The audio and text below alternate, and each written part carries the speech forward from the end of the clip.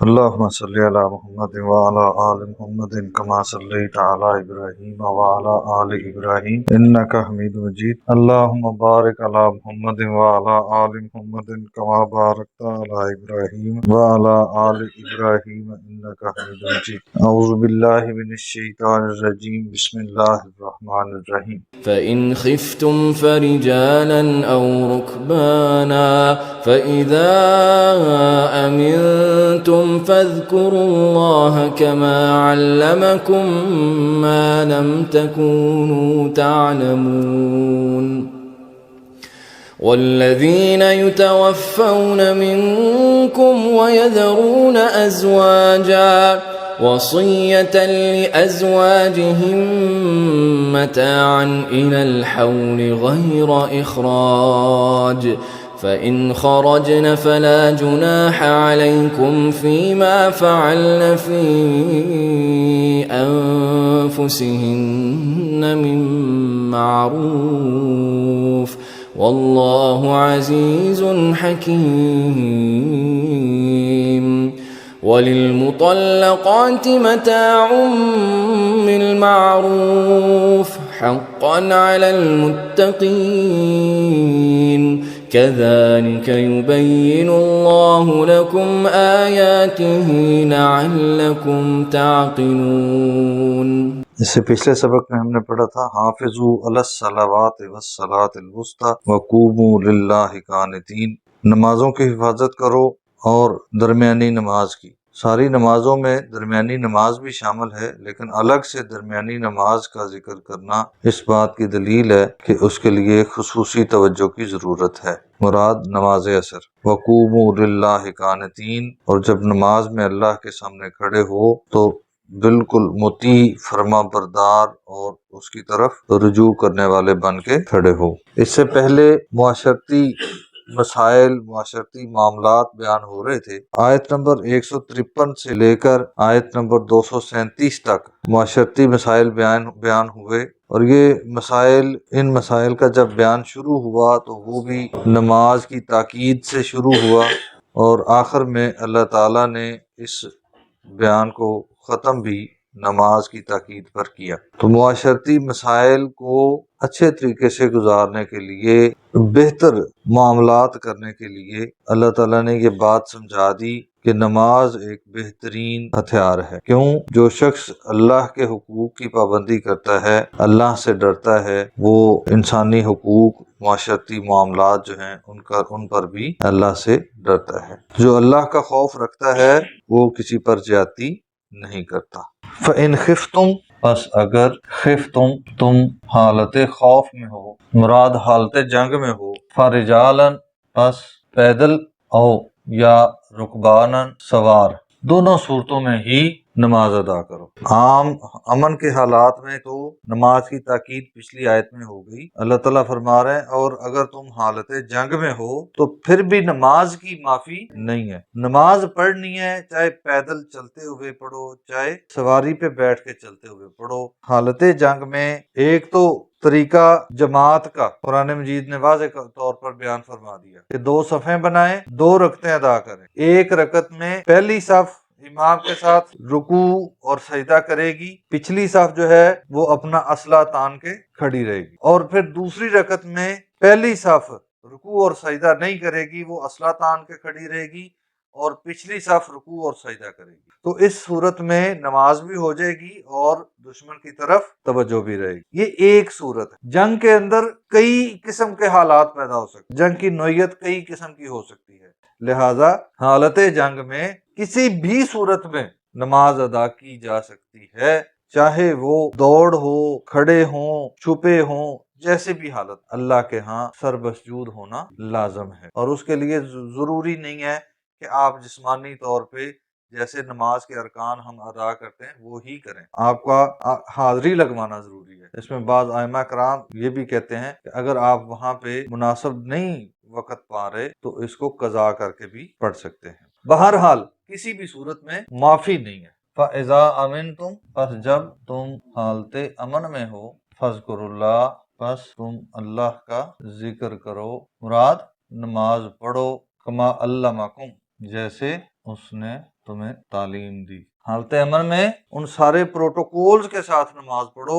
جو پروٹوکول اللہ نے نماز کے بتائے۔ ما لم تکونوا تعلمون، جسے تم نہیں جانتے۔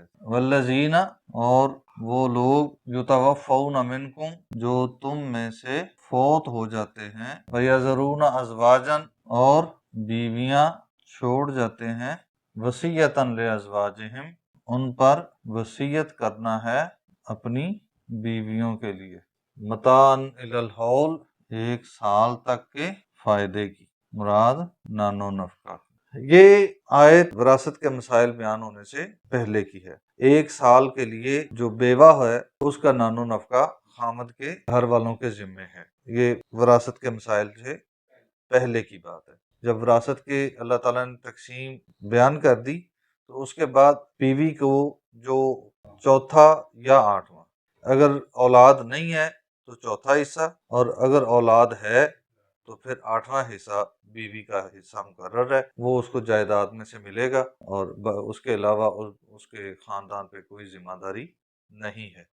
اس سے پہلے یہ 1 سال کی ذمہ داری کیوں ہے؟ زمانہ جاہلیت میں جس عورت کا خامد فوت ہو جاتا تھا اس کی عدت 1 سال، اللہ تعالیٰ نے عدت تو 4 ماہ 10 دن مقرر کر دی، لیکن اس وقت تک یہ مسائل، وراثت کے مسائل سے پہلے ان کے ذمے اس عورت کا نان و نفقہ جو ہے وہ 1 سال کے لیے ہی تھا، لازم نہیں تھا کہ وہ عورت 1 سال رہے۔ یہ آیت کی اگلے حصے میں ہمیں سمجھ آئے گا۔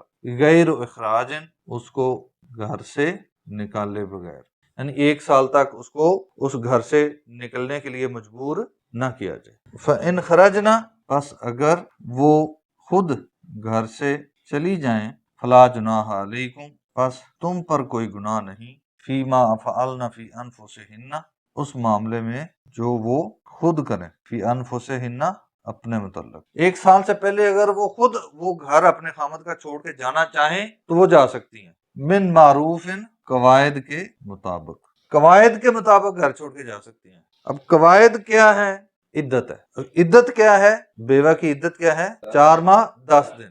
خامد کے فیملی پر اللہ تعالیٰ نے ذمہ داری ڈال دی کہ تم 1 سال تک اس کو کچھ نہیں کہو گے۔ عورت پر ذمہ داری کیا ہے؟ عورت کے قواعد کیا ہے کہ وہ 4 ماہ 10 دن تک اس گھر کو چھوڑ نہیں سکتی۔ واللہ عزیز حکیم، اور اللہ تعالیٰ غالب ہے، حکمت والا ہے۔ لیکن یہ بات پھر بھی واضح رہے، یہ احکامات اب نہیں ہیں۔ جب وراثت کے قوانین آ گئے تو اس کے بعد یہ احکامات موجود نہیں۔ اب بیوی 4 ماہ 10 دن کے لیے پابند ہے کہ وہ اس گھر میں رہے، اور اس کے بعد وہ اگر کہیں شادی کرنا چاہے تو وراثت میں سے اپنا حصہ لے کے وہ جا سکتی ہے۔ وَلِلْمُطَلَّقَاتِ، اور طلاق یافتہ خواتین کے لیے، متاع بالمعروف، فائدہ ہے قواعد کے مطابق، حقاً علی المتقین، جو متقیوں پر لازم ہے، جو اللہ سے ڈرنے والے ہیں ان پر لازم ہے کہ وہ جن کو طلاق دیں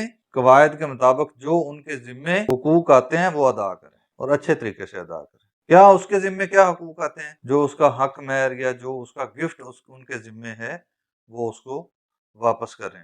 اس کے علاوہ اللہ تعالیٰ نے طلاق دینے کے معاملے میں یہ فرمایا کہ احسان کر کے اس کو چھوڑیں۔ تو احسان کیا ہوتا ہے؟ جو اس کے ذمے بنتا ہے، جو اس کا حق ہے، اس سے بڑھ کر اس کو دے کے پھر گھر سے رخصت کیا جائے۔ کذالک یبین اللہ لکم، اسی طرح واضح کر کے بیان فرماتا ہے اللہ تعالی، لکم، تمہارے لیے، آیات ہی، اپنے احکامات، لعلکم تعقلون، تاکہ تم سمجھ سکو۔ طلاق ایک ایسا عمل ہے جس کو اللہ تعالیٰ نے پسند نہیں فرمایا، لیکن اگر زندگی میں حالات ایسے بن جائیں کہ آپ کو اس کی طرف رخ کرنا پڑے تو بھی اللہ تعالیٰ نے آپ کے وقار اور انسان کی جو فراخ دلی ہے اسی کو ترجیح دی ہے کہ وقار کے ساتھ، فراخ دلی کے ساتھ اچھے طریقے سے اس رشتے کو ختم کیا جائے، نہ کہ دشمنی پال کے ایک دوسرے کو ذلیل کرنے کے نظریے سے تو جو ہے نا رکاوٹیں ڈالی جائیں اور تباہ و برباد کر دیا جائے ایک دوسرے کی زندگی کو۔ اس چیز کو اللہ نے بالکل اجازت نہیں دی۔ یہ رویے ایک مسلمان کے رویے نہیں ہو سکتے۔ اللہ تعالیٰ نے یہ مسائل بیان کرتے ہوئے یہاں تک حوالہ دیا کہ اگر تم اللہ اور قیامت پر ایمان رکھتے ہو تو پھر یہ حرکتیں نہیں کرو۔ مراد یہ کہ جو کوئی شخص اللہ اور قیامت پر ایمان رکھنے والا ہے وہ بدتمیزیاں نہیں کرتا، وہ ایک دوسرے کے لیے زندگی اجیرن نہیں کرتا، ہاں ان کا نباہ نہیں ہو رہا تو وہ باعزت طریقے سے ایک دوسرے سے الگ ہو جاتے ہیں۔ اللہ تعالیٰ سمجھنے اور عمل کرنے کی توفیق عطا فرمائے۔